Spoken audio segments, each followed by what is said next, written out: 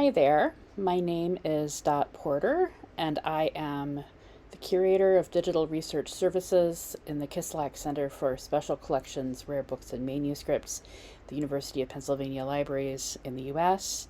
Today, I'm going to be talking about something that touches on a lot of the work that I do. I'm going to be talking about an exhibit that I am going to be curating next year at Penn. And the focus of that exhibition is on the movement of books and what that means. The exhibit itself is actually going to be fairly wide-ranging in terms of what movement means. It will include geographical movement and movement over time. And I'm not going to talk about that today, because what I'm going to talk about today is the movement of books as physical objects, not only codex books, but other kinds of materials, particularly how to express movement in a gallery setting. I want to start by saying that when I'm talking about the movement of books, I'm not actually talking entirely about things called movable books. So movable books are things like pop-ups and volvels, which are very cool. They're things that are sort of built into books inherently so they move. And as you can see, this is a website for pop-up books through the ages, which was an exhibit that was at the Newberry Library earlier this year. It was fantastic. I actually got to go to see it, and it was great. And the curator, Suzanne Carr-Schmidt, did a lot of work to bring the movement of these things into the gallery space. So that was very neat. And that's great when you have sort of individual aspects of a book that are sort of easily recreatable to be hung on a wall, for example. It gets more difficult when you're sort of talking about the book as a whole, which is really what I'm talking about for my exhibit. But I wanted to be sure to mention this one here.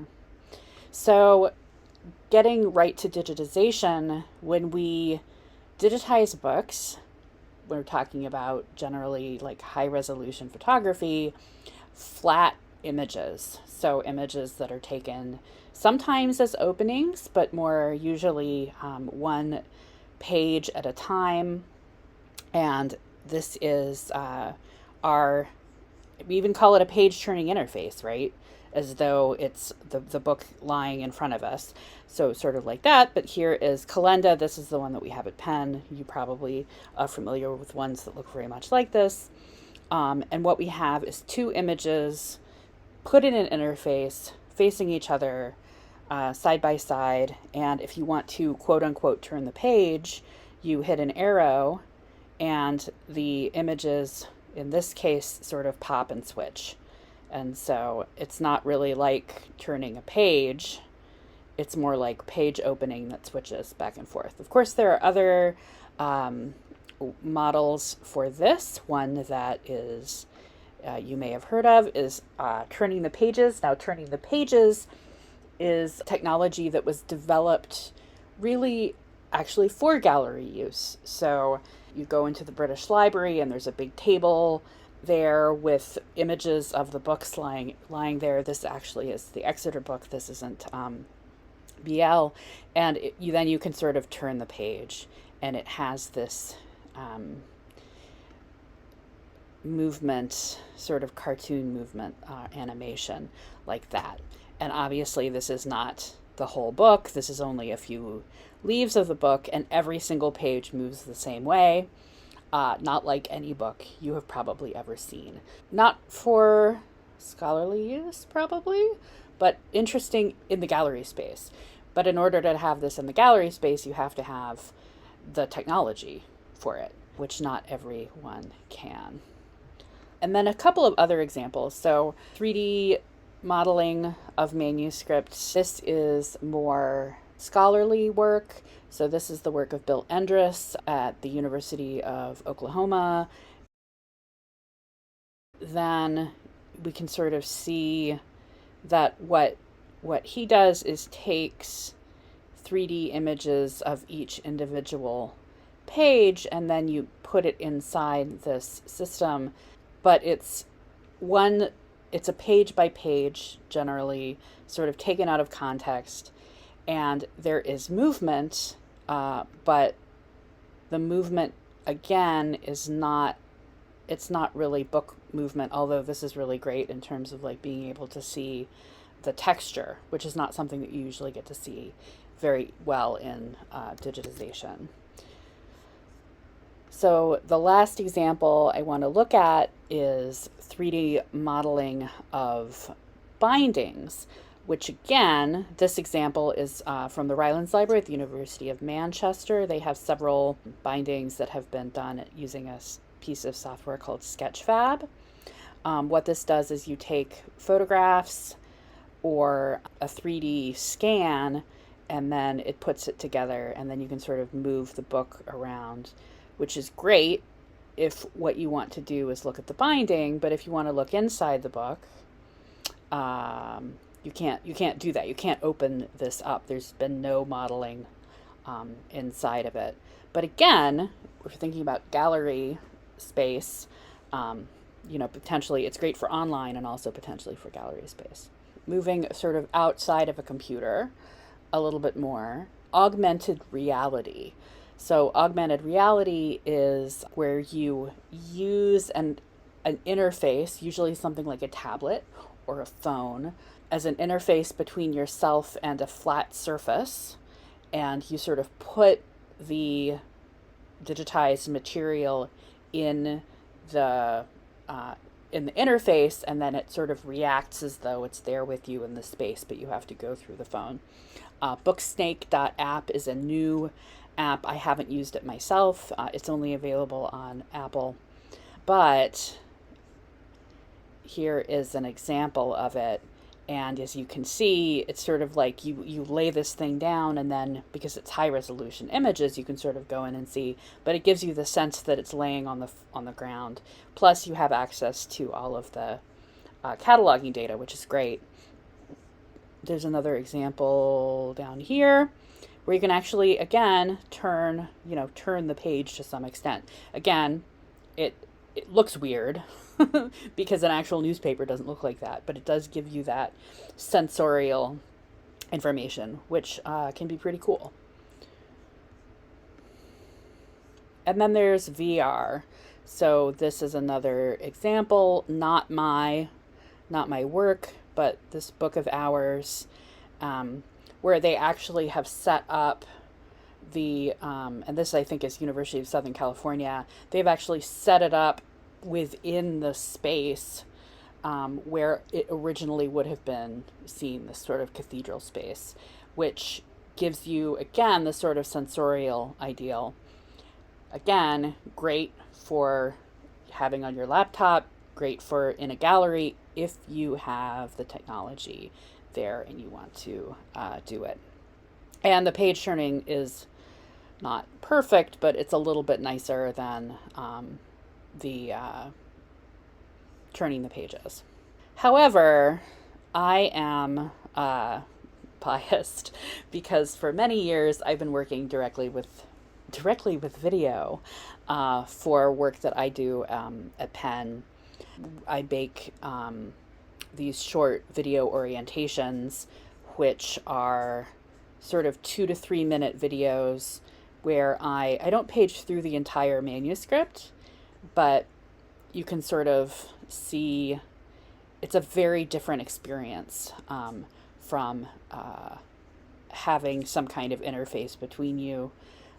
It's not the same as having the book in your hand, but you see hands in it, and you can see how the book moves underneath the hands, which I think is just something that is very difficult, if not actually impossible to do with current AR, VR, other types of visualization technology. Here is a short video of a much larger thing. So this is a very large manuscript. I turned the camera sideways.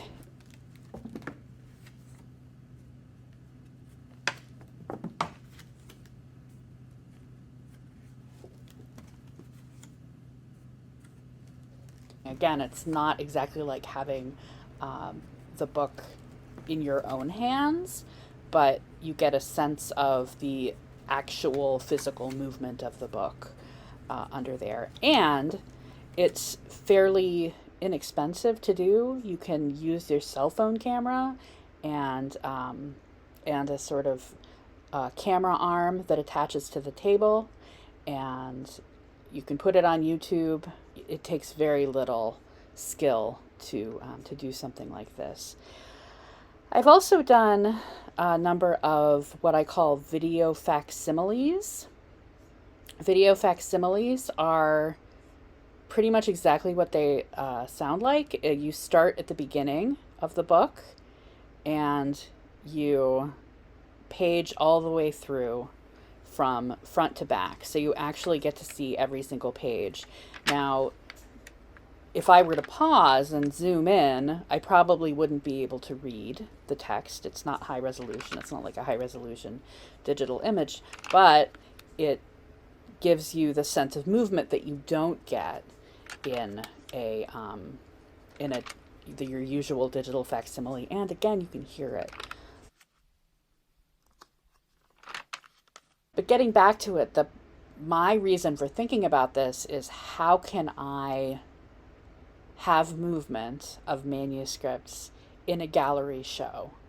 I have done gallery shows before, Reactions Medieval Modern in 2016, and the Medieval Life exhibition, which I did in 2020 for the Free Library of Philadelphia. Unfortunately, it was supposed to open in March and it never opened. I've actually done a few presentations about this experience of having the exhibit up but never open, but I do have photos of it. And of course, you've all been to gallery shows, so you sort of know the way they're set up is you have materials either hanging on the wall or you have them under glass, and the whole point is that they're there for you to come and look at and not touch. Now, we did a few things as part of this exhibit, and any sort of public exhibit will do this. So at the very start, I mentioned the pop-up exhibit at the Newberry, where there were facsimiles of a type out, sort of things on the wall where you could like move the Volvel. At the Free Library, we had the Edward IV roll window shade, and I'm going to be doing something like this for my exhibit as well. Roll. This is a 25-foot long roll, very long.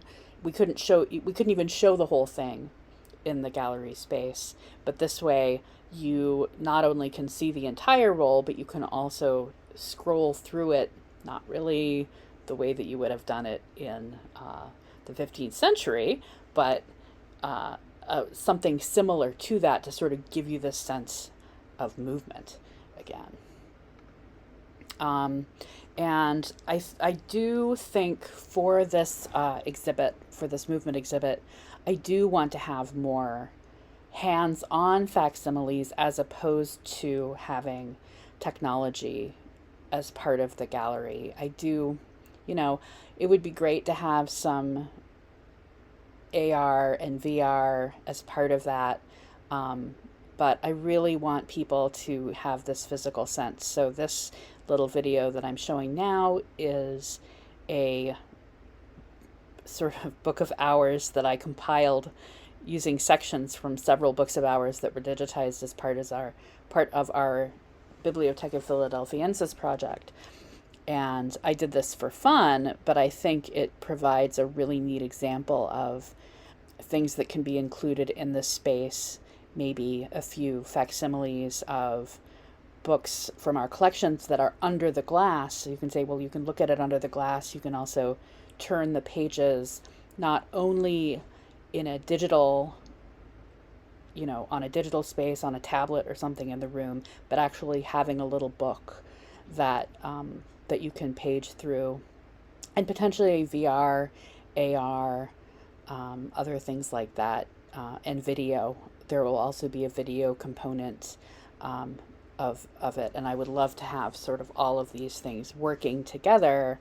So those are just the things that I'm thinking about as I prepare for my exhibit on the movement of books, not only codex books, but other types of books. next year at the University of Pennsylvania.